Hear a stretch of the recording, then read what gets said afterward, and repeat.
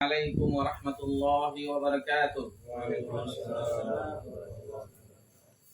إن الحمد لله نحمده ونستعينه ونستغفره ونعوذ بالله من شرور أنفسنا ومن سيئات أعمالنا. من يهد الله فلا مضل له ومن يضلل فلا هادي له. أشهد أن لا إله إلا الله وحده لا شريك له وأشهد أن محمدا عبده ورسوله صلى الله عليه وعلى آله ومن سار على نهجه وتمسك بسنته إلى يوم الدين وسلم تسليما كثيرا. يا أيها الذين آمنوا اتقوا الله حق تقاته ولا تموتن إلا وأنتم مسلمون. يا أيها الناس اتقوا ربكم الذي خلقكم من نفس واحدة وخلق منها زوجها وبث منهما رجالا كثيرا ونساء واتقوا الله الذي تساءلون به والأرحام إن الله كان عليكم رقيبا. يا أيها الذين آمنوا اتقوا الله وقولوا قولا سديدا يصلح لكم أعمالكم ويغفر لكم ذنوبكم ومن يطع الله ورسوله فقد فاز فوزا عظيما. أما بعد فإن أصدق الحديث كتاب الله وخير الهدي هدي محمد صلى الله عليه وسلم وشر الأمور محدثاتها وكل محدثة بدعة وكل بدعة ضلالة وكل ضلالة في النار. Alhamdulillah, puji syukur kehadiran Allah Subhanahu wa taala. Di malam ini kita telah berada di tanggal 14 Rabiul Awal tahun 1440 Hijriah, bertepatan dengan 9 Oktober 2022 Masehi. Dan kita senantiasa memuji Allah Subhanahu wa taala. Sebagian kita dimudahkan oleh Allah Subhanahu wa taala untuk melakukan ketaatan kepadanya. Di antaranya sebagian kita Allah beri taufik, petunjuk, kekuatan untuk melakukan puasa Yaumul Bid. Karena 13, 14, 15 bagi yang bisa maka dianjurkan untuk melakukan puasa di pertengahan bulan di setiap bulan Hijriah. Kemudian setelah itu bisa melakukan sholat fardu berjamaah bersama kaum muslimin di rumah-rumah Allah Subhanahu wa taala.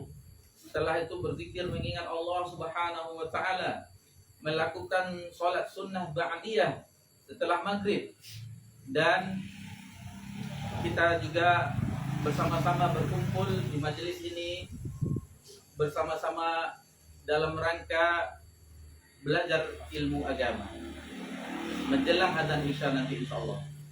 Dan ini adalah rangkaian ibadah yang tidak semua kaum muslimin bisa menikmatinya, bisa melakukannya, kecuali Allah Subhanahu wa taala memberikan taufik kepada hamba untuk bisa melakukannya dan meluangkan waktu untuk sama-sama mempelajari ayat Allah Subhanahu wa taala dan hadis-hadis Nabi sallallahu alaihi wasallam adalah suatu perjuangan, karena di belakang sana kita telah meninggalkan keluarga kita, istri dan anak-anak, untuk bisa melangkahkan kaki di majelis-majelis ilmu.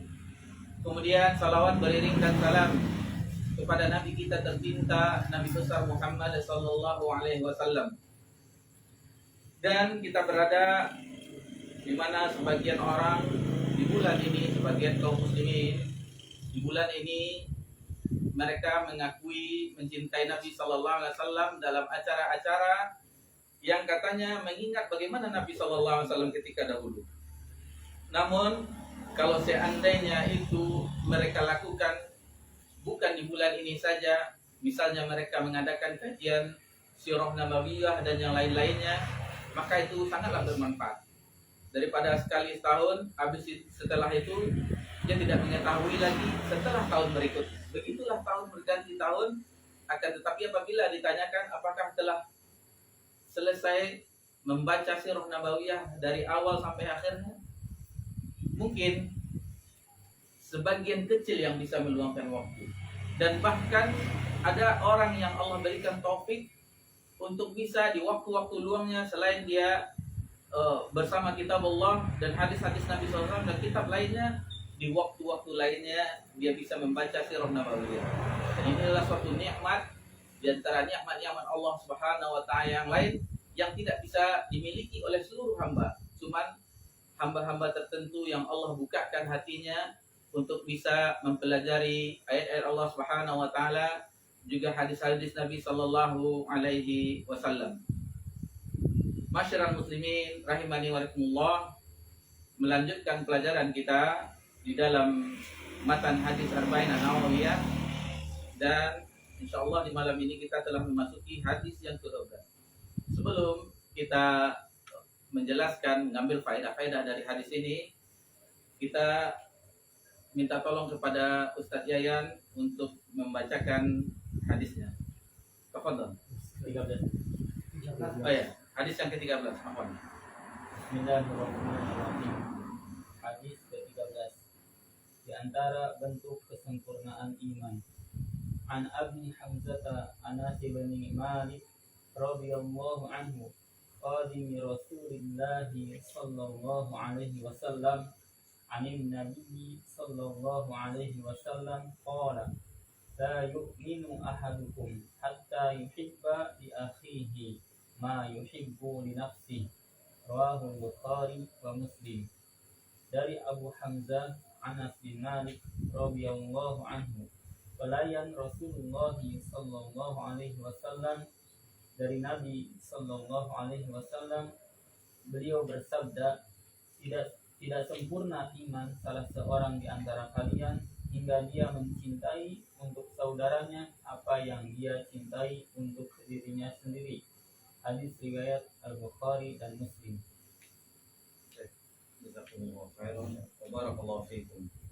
Itulah hadis yang ke-12, ke-13 di matan Arba'in An-Nawawiyah. Hadis yang pendek, dan dua hadis sebelumnya juga pendek-pendek, dan seandainya kita bisa menghafalnya, hafalkan karena ini adalah salah satu hadis kaidah yang pendek yang sangat bermanfaat di antara usul-usul fiqh dan usul adab yang sangat bermanfaat bagi kita. Dan salah satu untuk menghafal ilmu adalah dengan mengamalkannya. Bagaimana ulama-ulama terdahulu mereka mengamalkan ilmu yang mereka ketahui. Salah satu metode mereka dalam menghafal ilmu. Terkadang kita tidak mengetahui ternyata ini begini ya. Karena apa? Karena kita belum bisa mengamalkannya. Seandainya kita bisa mampu mengamalkan, Allah beri taufik kita untuk mengamalkannya, maka insya Allah dengan amalan itu salah satu metode untuk menghafal yaitu dengan mengamalkan. Hadis yang ke-13 ini diriwayatkan oleh sahabat yang mulia An Abi Hamzah Anas bin Malik radhiyallahu anhu, dari Abu Hamzah. Jadi kunyah dari Anas bin Malik adalah Abu Hamzah. Semoga Allah meridainya. Khadimi Rasulullah sallallahu alaihi wasallam. Dia adalah pelayan Nabi sallallahu alaihi wasallam. Anin Nabi sallallahu alaihi wasallam, dari Nabi sallallahu alaihi wasallam, qal. Beliau sallallahu alaihi wasallam bersabda, la yu'minu ahadukum. Tidaklah dikatakan beriman seseorang di antaramu hatta yuhibba li akhihi, hingga dia mencintai terhadap saudaranya ma yuhibbu li nafsi, sebagaimana dia mencintai untuk dirinya sendiri. Hadis ini diriwayatkan oleh Imam Bukhari dan Imam Muslim dalam Kitabul Iman. Mengenai Imam Bukhari dan Imam Muslim sering kita singgung bagaimana biografi, dan awal-awal di sebelum kajian, di awal-awal kajian hadis Arba'in, bahkan sebelumnya Imam Bukhari telah kita sebutkan biografinya di kajian kita Al-Usulul Thalatha. Di malam hari ini kita akan berkenalan menyebutkan biografi secara ringkas dari sahabat yang mulia Anas bin Malik, Abu Hamzah, kunyahnya Abu Hamzah. Mudah-mudahan dengan sedikit biografi ini bisa menggugah jiwa kita, mempertambah kecintaan kita terhadap para sahabat Nabi, dan kecenderungan kita untuk senantiasa mengikuti langkah-langkah mereka di dalam beragama ini.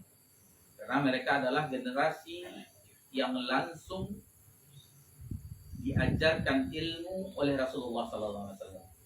Otomatis di antara orang manusia yang mengetahui adalah yang langsung diberikan pengajaran petunjuk oleh Nabi SAW. Baik. Anas bin Malik radhiyallahu anhu lahir di Yathrib. Dahulu namanya Yathrib sebelum Nabi SAW hijrah ke Madinah. Dan ayahnya adalah Malik bin Nadar. Dan dia adalah seorang sahabat yang berasal dari suku Khazraj. Jadi khusus Madinah Yathrib itu ada dua suku besar yang senantiasa berperang, Aus dan Khazraj. Aus dan Khazraj. Dan mereka senantiasa masalah sepele mereka berperang.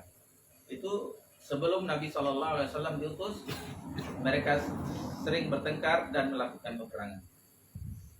Dan Anas bin Malik radhiyallahu anhu, Abu Hamzah, ibu beliau adalah Ummu Sulaim radhiyallahu anha. Ummu Sulaim, kalau telah mendengar nama Ummu Sulaim, maka semua kita mungkin pernah mendengar atau membaca tentang beliau radhiyallahu anha.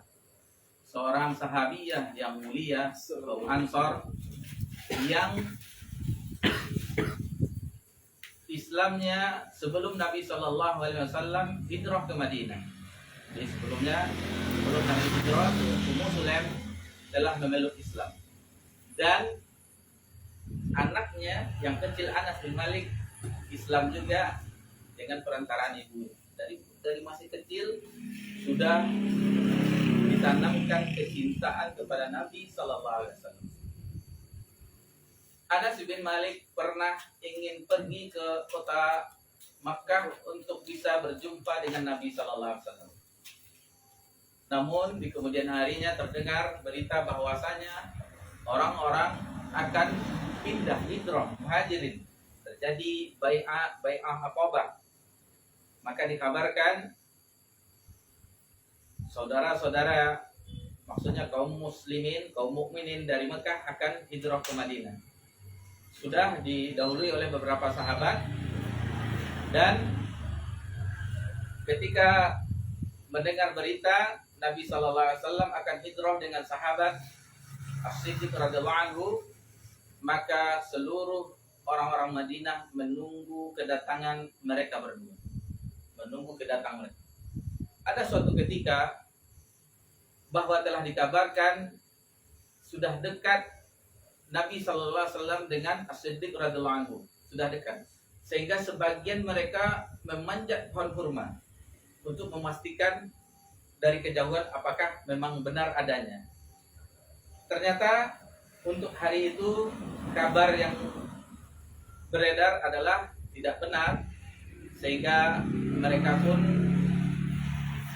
mendengar berita tersebut, mereka pun agak sedikit kecewa. Namun di kemudian harinya, tidak beberapa lama, maka benar-benar datang rombongan Nabi SAW dengan sahabat yang mulia Abu Bakar As-Siddiq radhiyallahu anhu.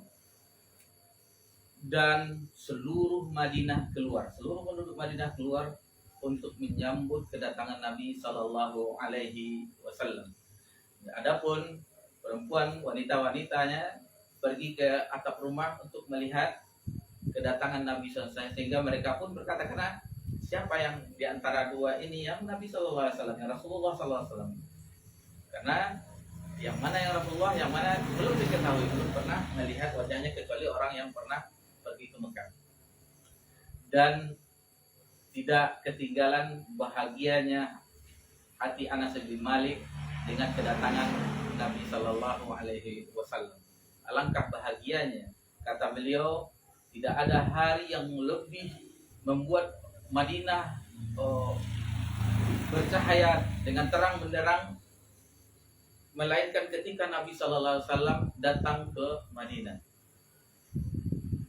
Di beberapa hari berikutnya setelah Nabi Shallallahu Alaihi Wasallam menetap di kota Madinah, maka datanglah Ummu Sulaim dengan membawa Anas bin Malik yang masih kecil, masih kanak-kanak, biasa anak-anak dengan polosnya, dengan rambutnya sebagian menutupi keningnya. Maka datang ke Nabi Shallallahu Alaihi Wasallam. Lalu Ummu Sulaim mengatakan kepada Nabi Shallallahu Alaihi Wasallam, sesungguhnya orang-orang telah memberikan berupa harta dan segala macamnya untuk saudara-saudara muhajirin, terutama untuk Rasulullah SAW, yang saudara-saudara dari kaum muslimin yang hijrah ke Madinah. Sesungguhnya saya tidak memiliki apa-apa ya Rasulullah, kata Ummu Sulaim, kecuali anak-anak saya ini. Maka diserahkanlah oleh Ummu Sulaim Anas bin Malik kepada Nabi Sallallahu Alaihi Wasallam untuk melayani Nabi Sallallahu, untuk menjadi pelayan pembantu Nabi Sallallahu Alaihi Wasallam. Dan mulai saat itu dan beberapa tahun setelahnya, maka senantiasa Anas bin Malik selalu bersama dengan Nabi Sallallahu Alaihi Wasallam. Dan Nabi SAW ketika melihat Anas bin Malik, tangannya yang mulia mengusap kepala rambut. Masya Allah. Alangkah bahagianya orang yang berjumpa dengan Nabi Sallallahu Alaihi Wasallam, yang bisa kulitnya bersentuh dengan kulit, jasad mereka bersentuh dengan jasad Nabi Sallallahu Alaihi Wasallam. Alangkah bahagianya kehidupan mereka. Lalu di sepanjang harinya begitulah anak-anak, ada suatu kisah yang menarik dari kita. Anak-anak biasa bermain, pernah diperintah oleh Nabi Sallallahu Alaihi Wasallam untuk membeli sesuatu. Namanya anak-anak, melihat anak-anak bermain, maka dia nimbrung. Setelah beberapa lama Nabi SAW datang, lalu memberi isyarat ke Anas bin Malik. Mana? Ditanyakan mana yang tadi disuruh untuk dibeli. Lalu Anas pun, yang namanya anak mengaku salah, bagaimana apanya? Oh gini, langsung pergi memenuhi kebutuhan Nabi Sallallahu Alaihi Wasallam yang diperintahkan kepada beliau. Dan ungkapan yang mulia dari Anas bin Malik yang dicatat oleh beberapa riwayat, bahwasanya tidak ada beliau menemukan orang yang paling baik akhlak, paling baik, paling bagus cara mendidiknya dengan memuji pujian-pujiannya. Memang Nabi SAW memilikinya seperti Rasulullah SAW. Lebih 10 tahun bersama Rasulullah, melayani, tinggal bersama Rasulullah, tidak pernah dimarahi oleh Rasul. Tidak pernah, mengapa kamu lakukan begini? Mengapa tidak lakukan begini? Tidak pernah. Masya Allah, 10 tahun lebih. Bagaimana mulianya akhlak Nabi Sallallahu Alaihi Wasallam. Kita jangankan bertahun-tahun, mungkin 2 hari saja melihat bukan pelayan lagi, mungkin karyawan kita atau orang yang anak kita saja senantiasa kita marahi kalau tidak sesuai dengan apa yang kita perintahkan. Dan itulah Nabi Sallallahu Alaihi Wasallam. Anas bin Malik, bagaimana dia dengan bersama Rasulullah Sallallahu Alaihi Wasallam. Adapun salah satu doa Nabi Sallallahu Alaihi Wasallam, ada 2 riwayat yang kita jumpai. Yang pertama yaitu dengan, ya Allah, perbanyaklah hartanya, anaknya, dan masukkanlah ia dalam surga. Satu riwayat yang lain sama juga, cuman di yang ketiganya yaitu berkahilah dia. Sehingga di dalam panen buahnya, di mana orang berbuah panen sekali setahun, Anas bin Malik 2 kali setahun. Dan begitu juga dengan anaknya. Dia menyebutkan sendiri bahwa dia telah menguburkan anaknya sebanyak 125 orang. Ikut menyelenggarakan penguburan anaknya, menyelenggarakan jenazahnya. 100 lebih anaknya. Dan usianya termasuk sahabat yang terakhir meninggal, yaitu di Basrah dalam usia 103 tahun. Bagaimana panjangnya kehidupannya dari sisa-sisa kehidupannya yang tua itu, dia pun memberi petunjuk-petunjuk Nabi Sallallahu Alaihi Wasallam ke para tabi'in yang menimba ilmu kepada Anas bin Malik. Adapun keinginannya yang besar adalah agar dia mendapatkan syafaat oleh Nabi Sallallahu Alaihi Wasallam di akhir dunia. Dia Anas bin Malik sungguh berharap agar mendapatkan syafaat Nabi SAW, sehingga akan saya datangi Nabi Sallallahu Alaihi Wasallam, akan saya jumpai Nabi SAW, akan saya ucapkan kepada Nabi SAW, ya Rasulullah Sallallahu Alaihi Wasallam, inilah pembantumu dahulu, Unes. Jadi Nabi Sallallahu Alaihi Wasallam memanggil Anas dengan tazkir, bentuk pengecilan, yaitu suatu penghormatan, kesayangan Unes. Lalu di akhir hayatnya, di menjelang wafatnya, Anas bin Malik minta ditalkinkan oleh keluarganya agar dia bisa wafat dengan kalimat thayyibah, kalimat la ilaha illallah. Itulah sahabat yang mulia, dan dia minta agar dikuburkan dengan ada satu tongkat kecil yang dari Nabi SAW, agar tongkat itu dikuburkan di sampingnya bersama dia. Itulah sedikit kisah Anas bin Malik radhiyallahu anhu, Abu Hamzah, khadim Rasulullah Sallallahu Alaihi Wasallam, pembantunya Nabi, pelayan Nabi Sallallahu Alaihi Wasallam. Kalau mendengar Anas bin Malik, teringat kita akan hadis yang dibawakan oleh Imam Bukhari tentang kecintaan. Dan ini adalah bulan yang semua kaum muslimin mengungkapkan kecintaannya kepada Nabi SAW. Bulan Rabiul Awal. Semua kaum muslimin dengan merayakan Maulid Nabi SAW, dan dia menganggap, mengklaim sebagian kaum muslimin di negeri kita ini bahwa itu adalah bukti kecintaan mereka kepada Nabi Sallallahu Alaihi Wasallam. Adapun bagaimana tentang cinta, kita teringat akan hadis yang diriwayatkan oleh Anas bin Malik. Hadis yang membuat Anas bin Malik berbahagia, dan tentu kita juga berbahagia dengan hadis ini. Ketika datang orang dari pedalaman, orang-orang Arab Badui yang menanyakan tentang hari kiamat, kapan hari kiamat? Lalu Nabi Sallallahu Alaihi Wasallam balik bertanya, apa yang telah engkau persiapkan dengan hari kiamat? Lalu yang bertanya memberikan jawaban bahwa persiapannya dengan hari kiamat datang, yaitu cinta kepada Allah, kecintaan kepada Allah dan Rasulnya. Lalu Nabi Sallallahu Alaihi Wasallam bersabda, anta ma'a man ahabta, engkau bersama orang yang engkau cintai. Dan Anas bin Malik ketika mendengar sabda Nabi Sallallahu Alaihi Wasallam, belum pernah saya mendengar hadis dari Nabi Sallallahu Alaihi Wasallam sebahagia ketika mendengar hadis ini. Maka dia pun mengucapkan, sesungguhnya saya mencintai Nabi Sallallahu Alaihi Wasallam, saya mencintai Abu Bakar, saya mencintai Umar, karena Nabi Sallallahu Alaihi Wasallam bersabda, anta ma'aman ahabta, engkau bersama orang yang kau cinta. Atau diriwayatkan almar'u ma'aman ahaba, seseorang itu akan bersama orang yang dicintai. Masya Allah, bagaimana bukan di dunia saja mereka ingin bersama dengan Nabi Sallallahu Alaihi Wasallam, di akhirat pun mereka ingin bersama Nabi Sallallahu Alaihi Wasallam. Adapun tentang kecintaan yang hak adalah kecintaan yang sebenarnya terhadap Nabi Sallallahu Alaihi Wasallam atas umatnya, bukan yang kita lakukan seperti di bulan ini. Adapun kecintaan yang sebenarnya adalah dengan mengikuti Nabi SAW, dengan mengikuti syariatnya, tidak menyelisihi sunnah-sunnahnya. Itulah bukti kecintaan.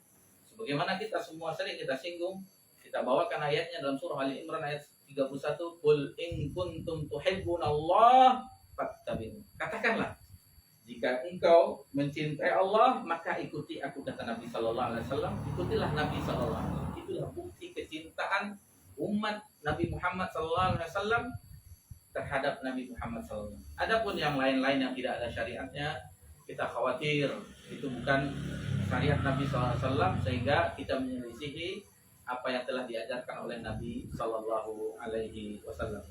Baik. Mudah-mudahan sedikit biografi tentang sahabat yang mulia ini menggugah jiwa kita, bagaimana orang-orang tersebut dengan dengan kecintanya kepada Nabi Sallallahu Alaihi Wasallam. Kita sebutkan faedah beberapa hadis sebagaimana la yu'min di sini tidaklah sempurna, tidaklah beriman, maksudnya menafikan keimanan di sini bukanlah menafikan keimanan yang pokok, akan tetapi keimanan yang sempurna.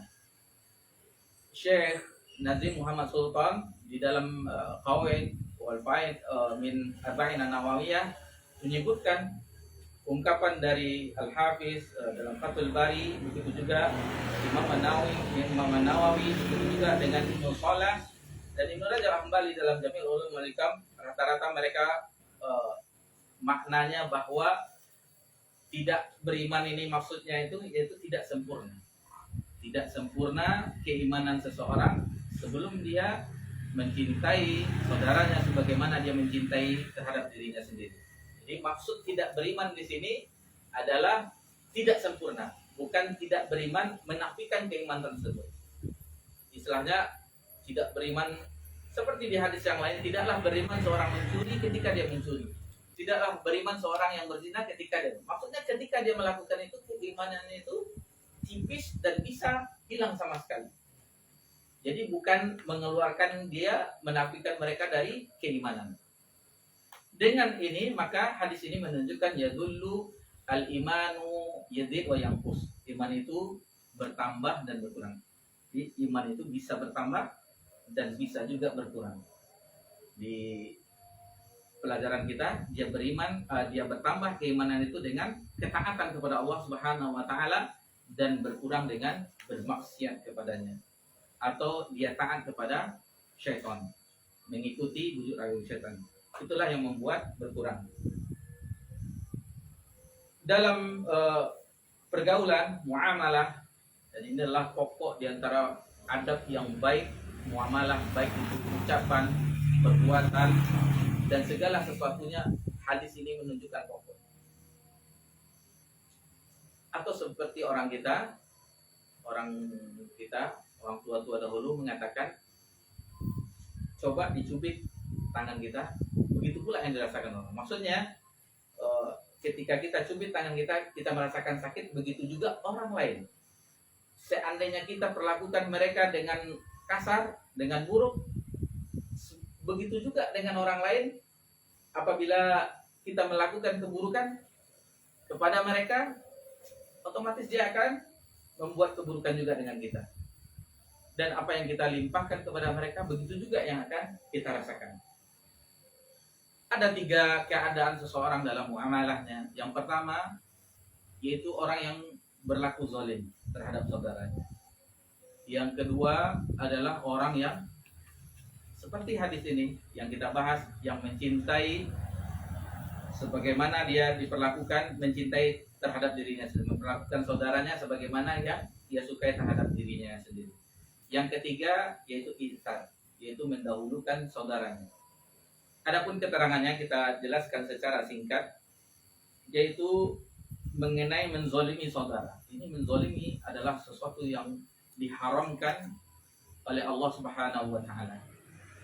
Dan keadaannya disinggung beberapa ayat, diantaranya dalam surah Hud ayat 18, ala laknatullahi ala zalimin. Bahwasanya laknat Allah atas orang-orang yang berlaku kezaliman.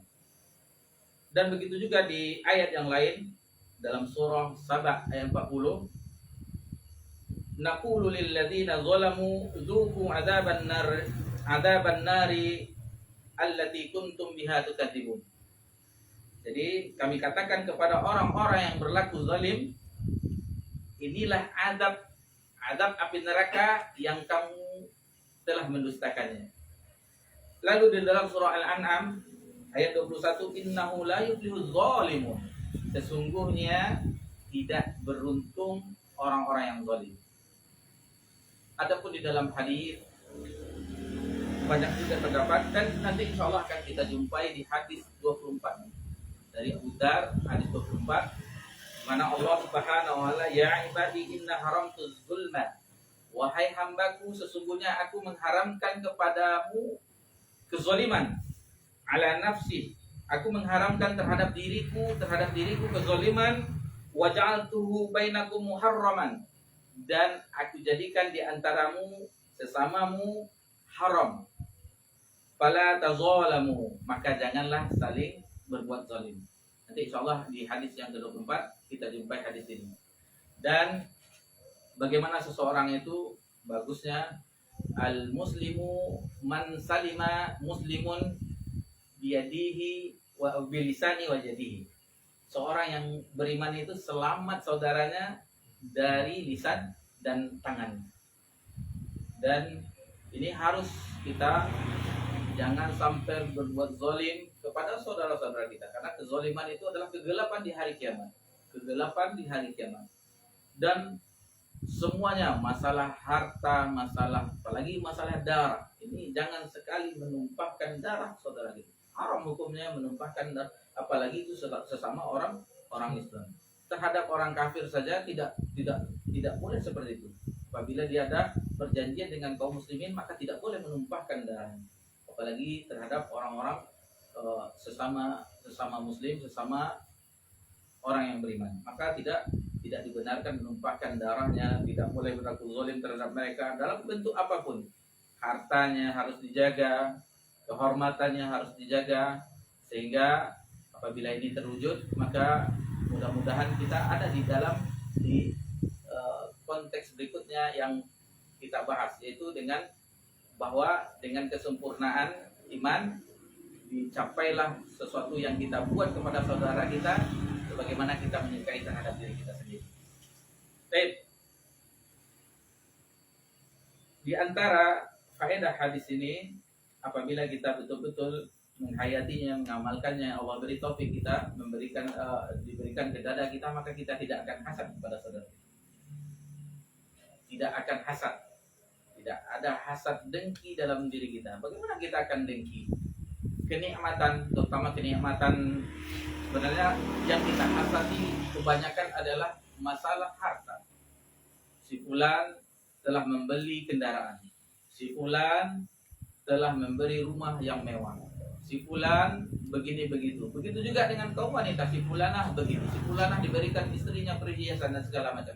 Kebanyakan hasad di antara kita adalah di masalah kekayaan harta dunia. Dan sangat sedikit kita dengan hasad yang disyariatkan, yaitu dinamakan dengan ghibthah, yaitu dengan amalan kebaikan dalam agama, tentang ilmu seseorang kapan kita seperti orang tersebut, tentang amalan seseorang kapan kita juga bisa seperti itu. Adapun dengan hartanya, seseorang bisa membangun masjid. Alhamdulillah di Pekanbaru ini kita jumpai, kemudian Allah memberkahi bapak tersebut membangun beberapa masjid, mahat. Kapan kita minimal dalam hati kita supaya kita bisa seperti itu? Kapan? Atau orang yang berilmu, orang yang Allah berikan ilmu, dia bisa menyebarkan ilmunya, dan kita harus menyebarkan ilmu ini. Umat Nabi Muhammad SAW harus menyebarkan ilmu. Kebenaran itu harus disampaikan. Dan media-media yang ada, maka tidak perlu perdebatan. Kita sampaikan saja kebaikan, itu terserah. Nanti orang apa mau mengikuti apa tidak. Yang penting kita sampaikan kebenaran. Baik melalui tulisan, atau sekarang ada caption seperti apa itu, flare itu. Tulisan-tulisan yang menggugah, tulisan-tulisan yang membuat semangat, atau pengumuman ibadah seperti sekarang puasa Haji Ungkit. Apabila orang mengamalkannya, maka kita insya Allah akan mendapatkan dari kebaikan itu, dapat pahalanya. Dan memang seperti itulah kaum muslimin seharusnya. Bagaimana mereka terhadap saudaranya, dia tidak ingin kenikmatan tersebut hilang dari saudaranya. Dan itulah hasad tersebut, dia ingin kenikmatan yang didapat saudaranya hilang darinya. Dan ini memang sangatlah susah, kecuali bagi orang-orang yang betul-betul kuat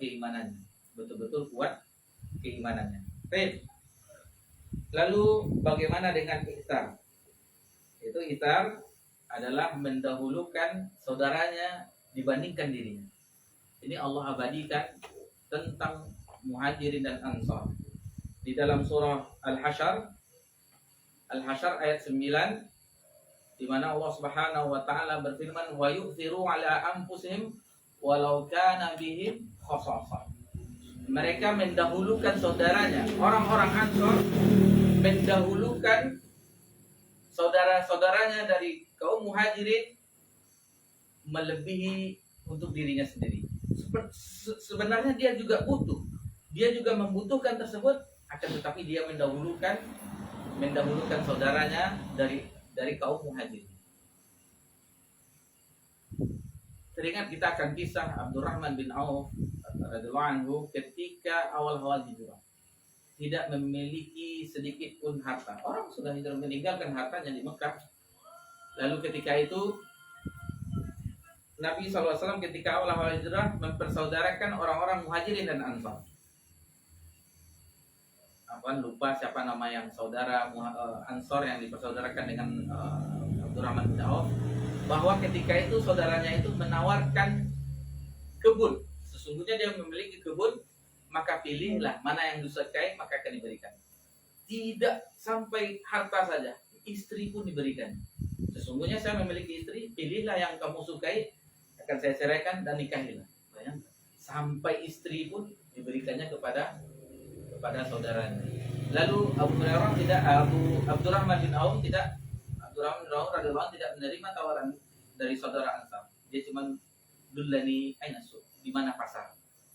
Lalu dengan memang Allah lebihkan dia dengan bisnis, dengan dagang, sehingga akhirnya dia menjadi orang yang kaya raya ketika itu.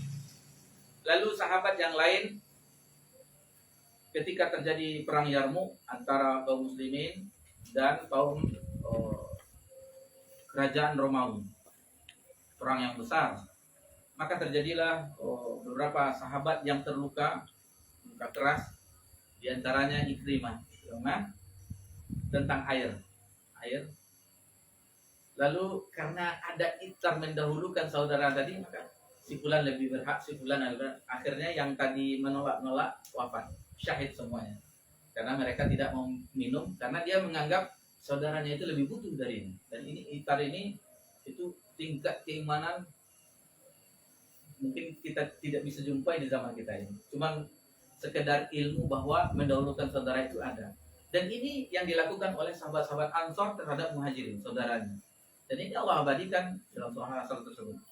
Lalu seandainya ini bisa, maka semuanya akan tercapai. Ukhuwah Islamiyah, kenikmatan dari Allah Subhanahu wa taala, di mana kita mengetahui wa'tasimu bihablillahi jami'a wa la tafarraqu. Berpegang teguhlah kamu terhadap tali agama Allah, jangan sampai bercerai-berai. Wa iz kuntum a'da'a fa'alafa baina qulubikum fa asbahtum bi ni'mati ikhwana. Di mana sebelumnya kamu bermusuhan, lalu Allah berikan nikmat karunia sehingga kamu menjadi dengan nikmat Allah itu menjadi bersaudara.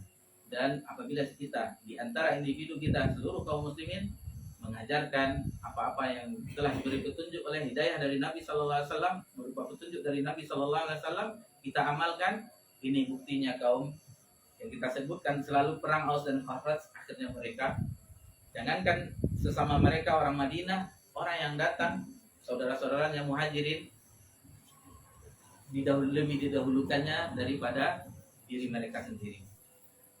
Demikianlah pelajaran kita karena azan isya telah masuk. Mudah-mudahan hadis yang kita pelajari ini menambah ketakwaan kita kepada Allah Subhanahu wa taala. Karena kata Sufyan Ats-Tsauri, innama yatlabul ilmu litaqwallah bih.